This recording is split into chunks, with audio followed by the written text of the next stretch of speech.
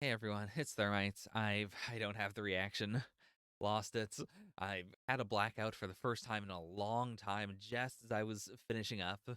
It's a whole thing. I don't want to make excuses. Anyways, what this is like usually when I lose the reaction, I then go like, well, I guess there's nothing to do about that except say I lost it and then put out a placeholder video to let everyone know what went what happens. But this time, I'm gonna do something a little bit different. If you're not interested, then totally cool. But I figured like this is such a like jam-packed issue of Jump. Like I even lost my rankings. It sucks. And like I got all the way to the Mangaka Comments when I lost everything. I figured that like because I covered so much, at the very least I could just like go through it again and just like do a discussion bit for each chapter. Because I think we'll see. It's an experiment. If nothing else, it will fill a bit of the hole in my heart. Like honestly, I don't think most of you guys are going to be that affected by me not having a one weekly show and jump outs. But I'm taking it pretty hard, so I'm doing this a little bit for me. So yeah, I'll go through them in this order.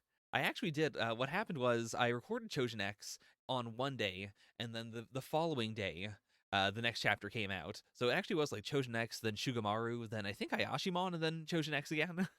But I simplified it. So starting off with Black Clover. This was, I mean, it's just a fast banger chapter. I didn't have that much to say about it, but I did gush about how much I love the pacing of this. Specifically, like the fact that we go so quickly from like seeing that everything's being handled outside to then this like combination being like all the devils are fused together as an easy like how do we mop up all these demons and how do we like like are we going to have a whole arc afterwards where like some of the scattered lower level ones are just around in the world now. This is such an easy like let's just take them all, put them into one body, we can have one big boss fight. And like the immediate response of we're gonna take the Spade Castle and just turn it into a giant black bowl. Like this final page honestly feels a little mashal in terms of the pacing of it. Like in the fact that we got the get lost already. It's just a big punch and the big blur. Like the comedic timing of it is really strong. It's something that I don't really expect from Black Clover. Like Black Clover tends to have the big bust in and attack, but like the way this is done is so funny to me. I just gushed over this two-page spread and like seeing how quickly they went into it, and also just like appreciating the fact that since we have had the giant black bull, like that has come up every single arc. Like we haven't really had to de-escalate ever. Like part of that is just because the stakes have been ramping up and ramping up, but part of it is also that like whenever all the black bulls are together, it is for something big, and so we don't have to then piddle around and go like, okay, let's work our way up to the big leagues. Like half the time the like the weaker half of the black bulls just immediately get into the base and turn it into the giant black bull. But I appreciate it. I think it's genuinely so cool. I'm very curious to see how this fight's gonna go. Like, this is obviously a sucker punch. I doubt they're really gonna just beat down this is Lucifera, right? Like I doubt it's gonna be quite this open and shut. Should I do rankings? I think I'll try to. Just again, for my own sanity.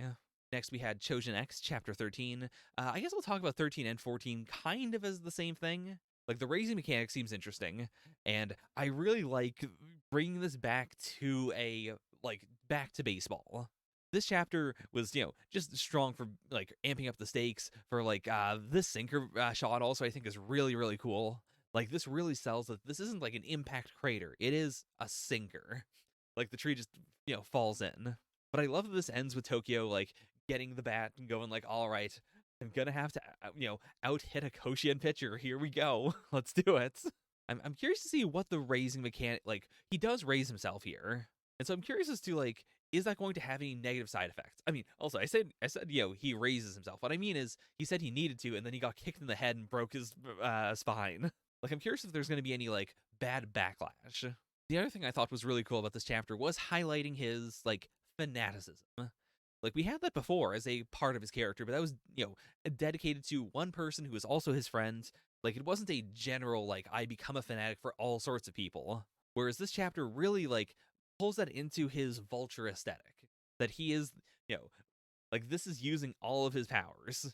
his, his ability to fly, his ability to like obtain extreme strength, his vulture eyesight, and his ability to get super obsessed with someone and learn everything about them. And like that's how he's able to recognize his sinkers and then, actually hit that sinker. It's just so cool to me. I didn't quite know what to make of this final like reveal. Like I did consider this guy like in the same way that Hume gave Ellie her powers, like through contact.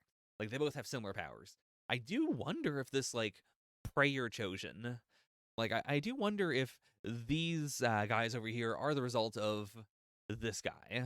Like I don't think this is what they're like I don't think he's referring to these guys when, he's like the birth of one of my beasts. It's got to be something else. But I do wonder if that is a mechanic. I really don't know what to make of this.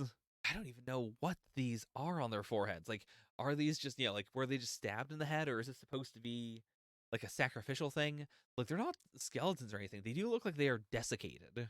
But then, like, did they starve to death, or like, did they waste away in some other way? Like, the dust around them makes me think that they were killed by Hume. But yeah, I don't quite know what to make of it. I remember specifically ranking chapter 14 over chapter 13. Like, I didn't rank them together. And I'd say they were... Oh no, I just did Black Clover again. Oops. No, I'm already goofing it up. Gotta slow down and take this a little more deliberately. I mean, come on. Yeah, I believe it was, like, Black Clover right in the middle. Because chapter 13 is cool, but it's not that hype, whereas 14 is just, it's so cool. I was so blown away by Shugomaru. Like, legitimately, I'm so upset that I lost this reaction. More so than most others. Because I looked at the cover, like the cover of Jump, and it was like, okay, this looks like a gag series.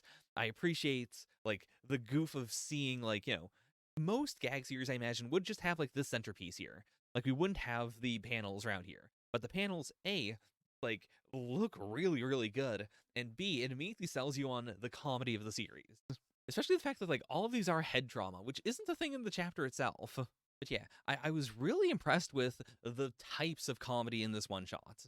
Like, I was 100% expecting it to just all be Shugomaru tries to, protect her and she gets knocked out. But, like, the variety in, like, what he comes up with was really, really strong. Like, I lost it at the pushing machine. It's such a good joke.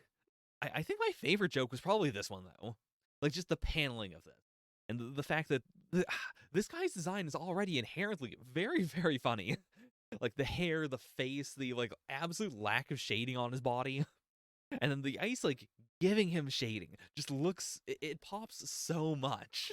Like, I really went from being very iffy, just, like, from the very first 2 pages of, like, is this gonna be good, to being completely sold on it. I'm really glad that Skull is still around as a villain. Like, that this was not, in fact, Skull. And, like, it's just such a perfect start to the series. I'm so usually, like, very iffy on gag series. Like, mostly Japanese gag series just rarely ever hit me. Me and Roboco being, like, the big exception. And, like, Shugomaru feels like it's going to be more traditional while still being really, really funny. Like, this has been a fantastic first chapter. I remember putting this, like, very, very, very high. And so I'm genuinely really excited to see chapter 2 and see if the like quality of the comedy keeps up. I mean, with any gag series, it's going to go up and down, but like this is just such a good first chapter that I'm actually scared for future chapters. In the sense, like, this feels like something that, the mangaka put their all into and, like, perfectly crafted it. And it's like, well, do they have enough good ideas to keep this going, or is this just the best first chapter I've read in a while? Ayashimon was also very strong. I need to, of course, make my statement again of I really like that the Obi sash looks a bit like a backpack on her. Like, the way in which, what was her name? Like, I really adore the flip-flopping in this chapter of, like, showing how cute she is and how, like, fallible she is, but also showing how genuinely hardened and scary she is. It's such a good energy. And it perfectly fits her character. It is the perfect, like, yeah, it's just the 2 of them fighting against the world. Well, the 3 of them by the end. But I really love that underdog dynamic. That feeling that she is, like, extremely, like, the chances of her actually managing to reunite all the families and, ruling over all of them is unbelievably minimal. But at the same time, like, I think she can do it. And I think it is legitimately really cool to have her, like, to show that she has like stepped into that strength in her own way. I also do really, really respect this ending for being like, of course, for the running gag of his, brain popping, but also for managing to straddle that line of, like, this isn't that difficult to understand, but I get that it'd be very difficult for him to understand. And this is something where, like, I definitely wouldn't be able to memorize these, but, like, it's simple enough that I can pretty comfortably, like, go back to this when these factions do show up again. My prediction was that we're going to get to these in reverse order from how they were introduced, because the Cody Hotel group is like an external faction, so they'd be easiest to to ally with as part of it, like, an invasion of Shinjuku. Then I think we'll get the Beastars, and then the Todoroki Alliance, and then I think we'll work our way to the Enma Syndicates.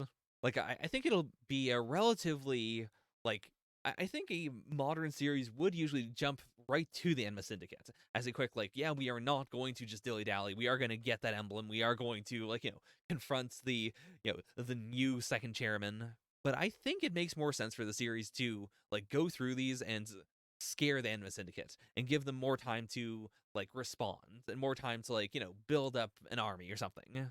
Yeah, I'm excited to see, like, how this goes. And this chapter was, I mean, it has everything good that chapter 1 had.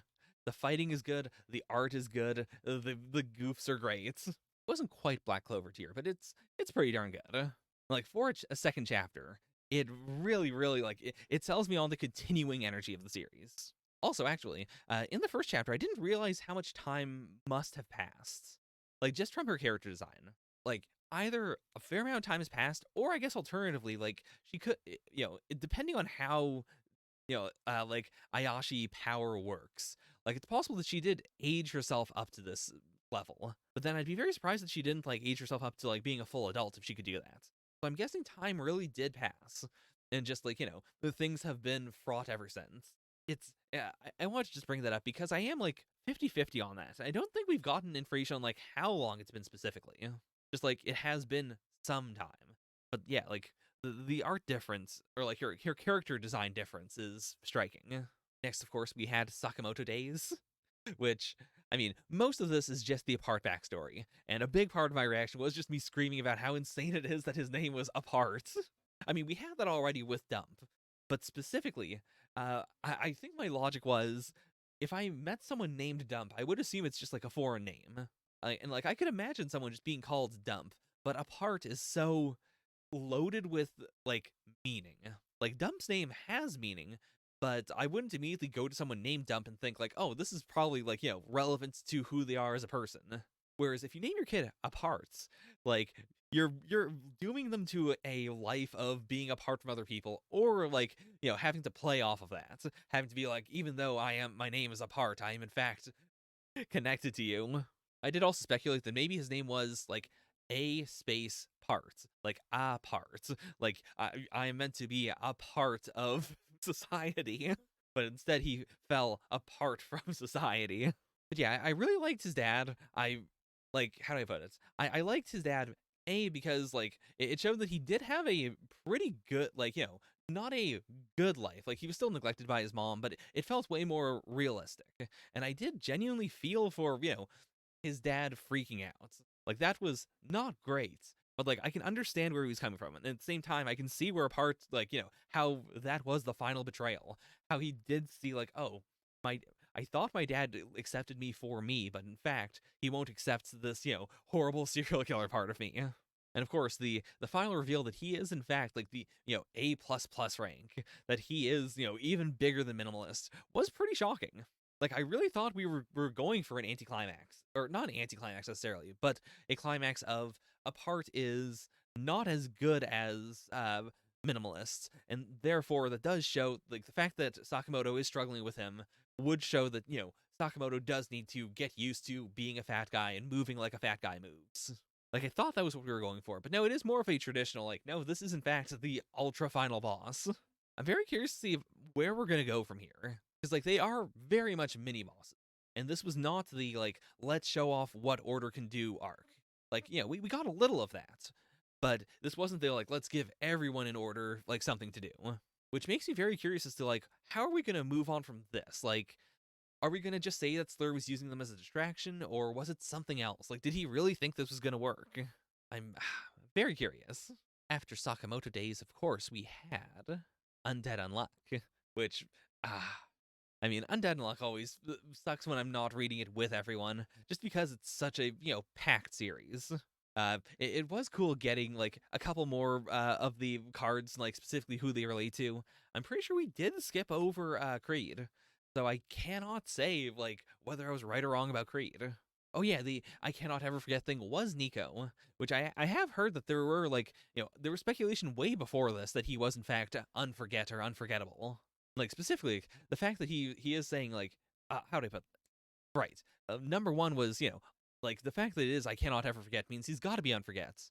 But also the fact that he, spent his youth in love with an unsleeping princess makes me feel like that had to be unsleep, right? Like, every time they bring up, like, like a negator coded word, it's very, very on point. Like, we immediately afterwards get he who is undead has taught me very well in the shades that love takes. I shall search for a way to aptly repay the favor. Like, he who is undead is so on the nose. And so an unsleeping princess has to also be a negator. There's no way it isn't. I also really like this one for, like, being very cutting. Like, before I thought it was going to be very direct, very, like, I am just on my face very, like, grateful for, to this person. Whereas this is so, like, so bitter, so screw you, Andy. Also, Billy reacting to Tatiana's verse is so strong. Undead Luck is so good. Also, like, the statement of both beings shall be bound to negate each other. Like, the idea that humans are meant to negate Uma, and Uma are meant to negate humans. Like, for that being the reason behind, like, Uma having this animosity towards humanity. Like, that's such a cool way of putting it. I'm so in love with where we were going with this arc. Like, the fact that this is a big fundamental, like, knowing, like, Fuko knowing for a fact that Spring has this, like, love within his heart, and that he really does not want to do this, and he wants to be killed. Like, it is the ultimate, like, that she, like, it can only increase the amount of love she has for him, while at the same time, like, it means that this doesn't have to be a bittersweet, I really don't want to do this. I mean, I'm sure she's still going to be very conflicted. Like, I'm still saying, after this arc, she's going to have so much therapy. But, like, in the moment, I hope that she'll be able to take this as a clear, like, she is freeing him from this suffering and from this existence as a puppet. Next, of course, was the grand reintroduction of One Piece to the reactions. Can't believe I lost this, because also this was, like, the rare One Piece chapter where, like, I read it and I was like, oh, I actually understand what's going on. As opposed to usual when I read One Piece and I go, oh no, I'm missing all the context for this because I'm bad at remembering things. I mean, first of all, cover page, cute cats, cute everything, cute Yamato, all good. I really appreciate this chapter for having, like, a really strong, how do I put this? A really strong beginning, middle, and end. But that's not what I mean. I mean, like, in terms of the segments. Like, I'm not a big fan of when One Piece decides to start really jumping around every single chapter. But I do think, like, the 3 segments we get here are all really, really strong. Like, the Fire Beast heading to the basement where Yamato's gonna, like, try and throw away, like, he was already going down there to get rid of the munitions. But now we also have the fire monster that's gonna go down there and set them off anyways. Like, I still have no idea how he's gonna deal with this. Because, like, the one option that kind of makes sense is just freezing it all there, but then the fire monster is definitely going to melt through the frost, like, no matter how much ice you put there. You can't just take the munitions and, like, throw it out of the side because they're hovering over, like, the capital of Wano. Like, if you just pitch all the explosives out, they're gonna fall down and kill everyone. And then you can't just leave it. Like, I was thinking about the possibility of just letting it detonate in the sky, but that's also very, very bad. I genuinely don't know how, like, not just how Yamato's gonna deal with this, but how anyone could possibly deal with this. I was, like, annoyed before with the, like, with these cutaways and how it's very hard to tell what's happening where, but I do really like this cutaway for being clear, like, this is the path that it's taking going through, and also, like, it's really showing that everything is on fire. Finally getting the Aegis Zero versus sword fight is, love it. Really excited to see how that's going to shake out afterwards. Like, how is Sword going to explain this? Because they are internal affairs, but at the same time, like, real world internal affairs departments in governments can't just fight entire other factions and be like, yeah, it's fine. We're just both doing our jobs. It's okay. The main thing I talked about this entire reaction was just the running joke of Dinosaur does something super wacky that they cannot do in our world, and it is ambiguous as to whether they can do it in the One Piece world or not.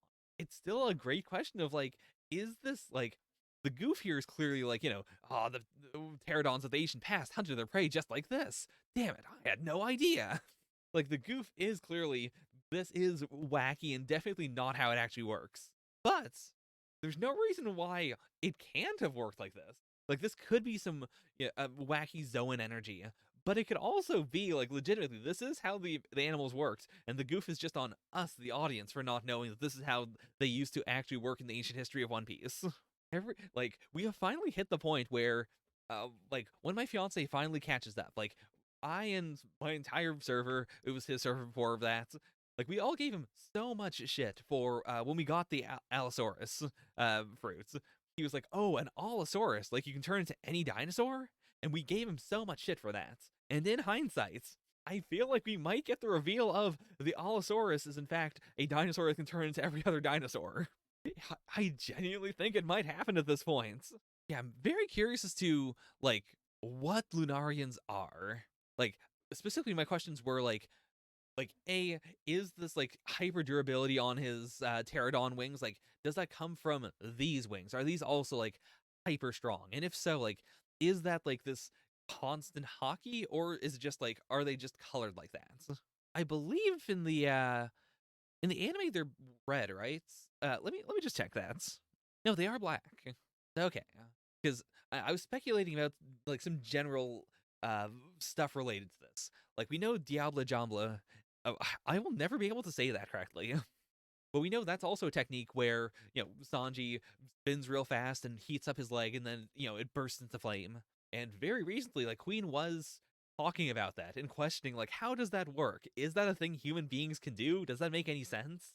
So I do wonder, like, is that at all connected to how, like, King's fire works? Because we do, like, in this chapter, he does specifically note, like, the fire is not a thing that pterodons did in the past. That is him. And he also like soaks up damage like nobody's business. I'm so curious. The fire thing especially because we don't know whether there's a breathable like atmosphere on the moons in One Piece yet. Like we've seen that there are people living on the moon and like Enel has gone there, but you can still say like, Enel might not need to breathe, and then if beings exist on the moon, they might not need to breathe in order to live there because, they're from the moon. But alternatively, there might just be an atmosphere. And if that's the case, like, is it that Lunarians? I mean, I know that what we know right now is that Lunarians came from the Red Line, or like they live on top of the Red Line. But because of the name, I have to assume they came from one of the moons at some point. And if that's the case, like, is the fire a reaction that only happens when they're like, in this world, like with oxygen now they're being set on fire, or is it something where like even up there they were always on fire? Right. We also had this moment where Komurasaki's playing the shamisen, and at first I thought that the shamisen music was coming out of the sword, but no, it is clearly like Komurasaki playing it like in another room, and then Enma reacts to it. And that just raises another question, because Enma is also a black sword, like, this thing that is colored black that now bursts into flames. Like, is it connected to the Lunarians? Is it connected to how Sanji's Diablo Jambla works? Like, the specific configuration of things that are colored, super duper dark and that also have this firepower. It feels like there's got to be a connection between all these things. And like they all have their own separate explanations. Like Sanji's being he's using friction to light his foot on fire. Enma being that, it's based on the name of the judge of the underworld. So I imagine these might just be underworld flames in the same way that like Brook channels the cold of the underworld for his ice attacks. And then you could just explain whatever's happening to King as, it's just Lunarian stuff. That's just how he works biologically. But I think also there's got to be something. I feel like there's something connecting all of them. I mean, also, like, we don't know how the Black Blades work. Or, like, we know that, of the book that has, like, all the, like, highest grade swords in the world. And the fact that, nothing's being added to that list. Like, were these all made pre-Void Century? How were they made? Like, does this sword like, is this a sword that just sucks the user's hockey out, and like because of that, it is like full of like it's still full of Odin's hockey, or was his hockey like baked into it? Was it made for him? There's so many like small ambiguities to dig into, and then of course we end this chapter with Komurasaki showing up, which I imagine like, it could be someone pretending to be her, but I assume this is in fact the real Komurasaki who snuck up here in order to like assassinate him, which I think would be like a good ending. Because like the scabbards killing him, like we've already done that, and that was good in its own right, but he's still around. Anyone else killing him, also interesting, but not that good. Like Komurasaki being the one to kill him is, or like Hiyori, I should say. Like that's the only thing that feels like it would really hit. Because I think you could also play it off as, like she is someone who has like lived all this time learning how to make men trust her and how to then like take advantage of them and destroy them. And so it would make sense that like I up to this point I've assumed that Orochi has 8 lives, but that isn't necessarily the case. It could be that he can just keep on coming out forever, and he needs to be killed in a situation where he is 100% not thinking about the possibility of being killed, which is something I think she could do.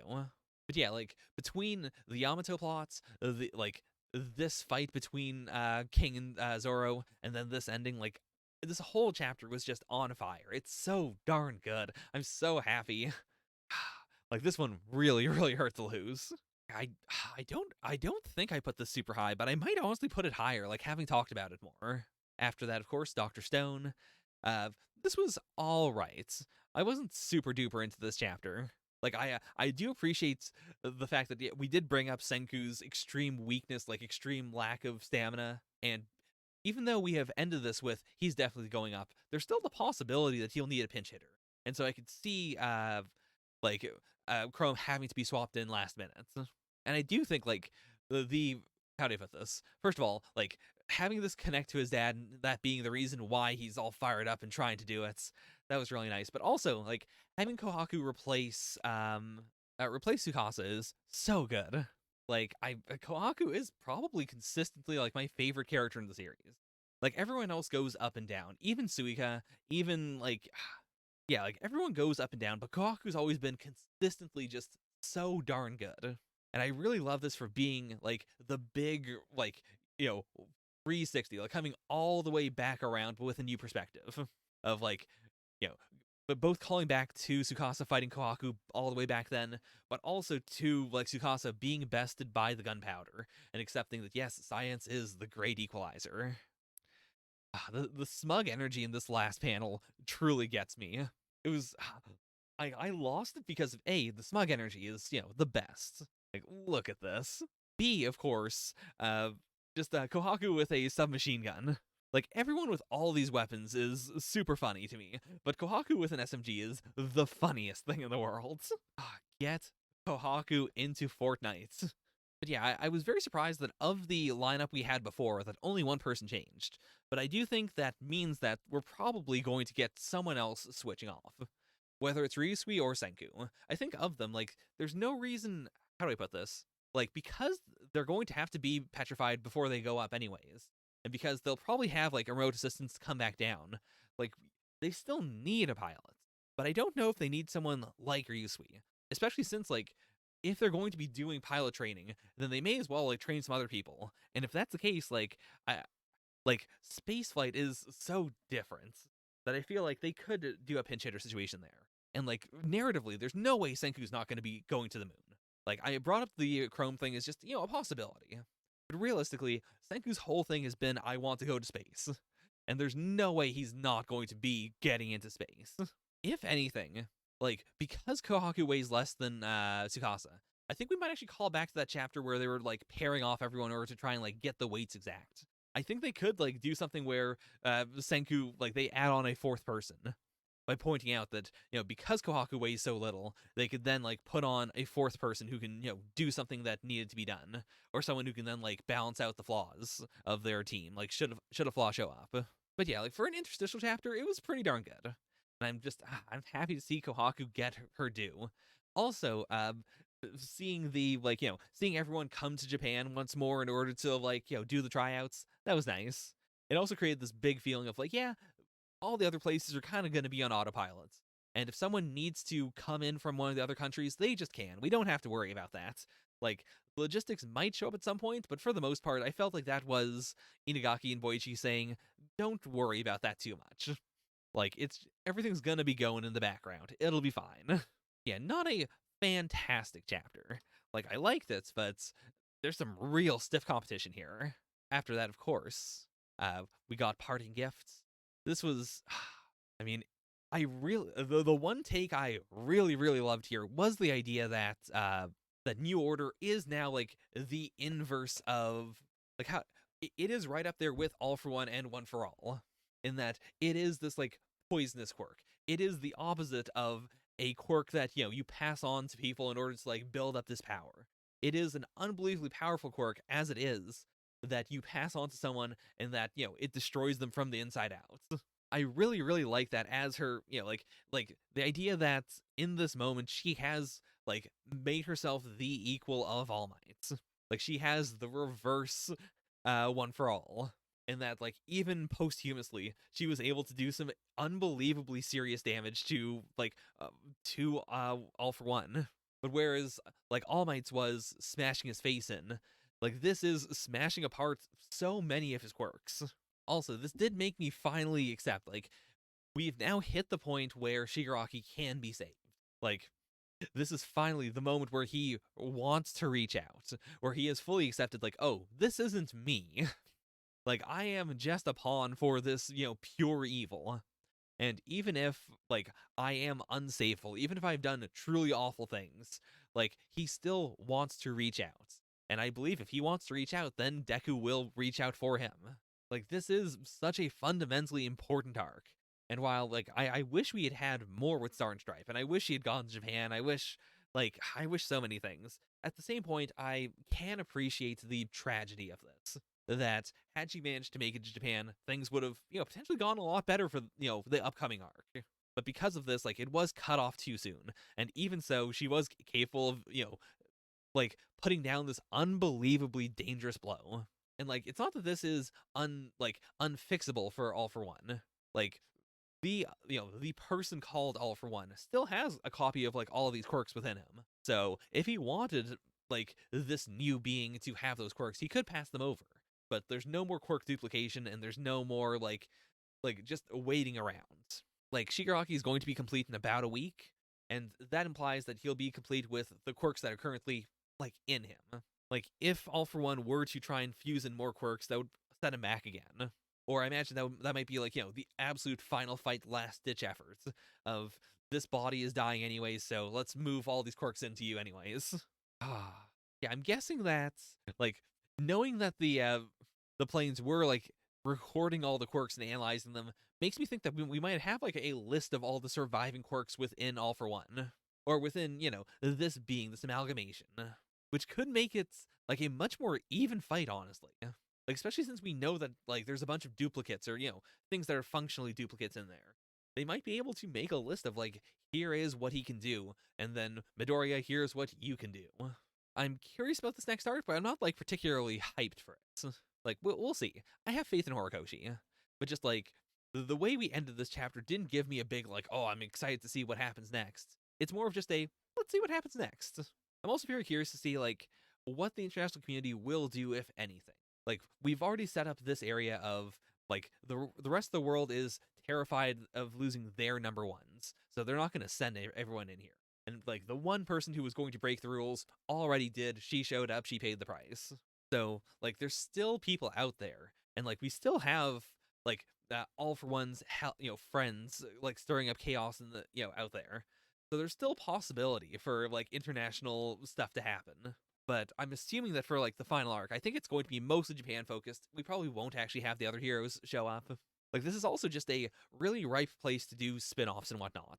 Like, I imagine if My Hero does end, like, you know, within a year or two, like, Horikoshi's definitely going to be doing spin-offs, right? There's no, I mean, we've already gotten so many spin-offs, but there's no way we're not going to do the, like, let's see what America, you know, how America reacted after Star and Stripe died, and, like, what was the, like, race to be number one like over there? My Hero is just so damn good. Yeah. Surprisingly, like, at the time and also now, I don't think this makes it into the top 3.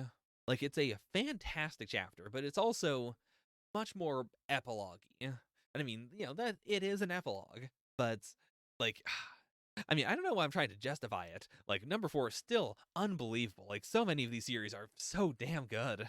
It's such a shame. So, like, you know, if only I could create a ranking that is all here are all the number ones, here are all the number twos, here are all the number threes. That's it. They're all top three. Anyways, me and Roboco, this chapter, I was mostly just happy that this was, I mean, A, not like the previous chapter, this was a form of comedy I could understand. B, I do think this, like, the gag of, like, Millie trying to obtain cuteness and her, like, getting more and more obsessed with cuteness, and also Roboco, like, taking damage from the cuteness. Like, it's all so strong.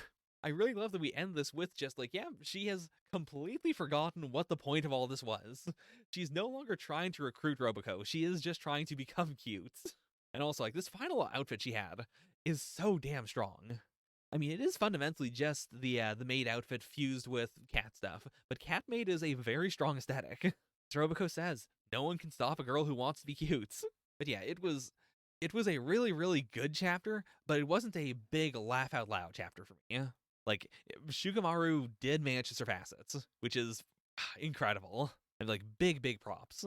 Now, I did realize that, like, this is exactly where my power cut out. So, I actually did not read the mangaka musings. So I guess I'll just do that, actually. I wonder if Yushikaku, I mean, I guess they must. Like, every time a series has brought up the, like, I thank you for letting me do this, like, I guess they do ask for permission beforehand. Wait a minute, this is definitely the wrong mangaka musing. Okay, here we are. It's chapter 2, and I'm already fretting over what to write in this space. Don't worry, Yushikaku.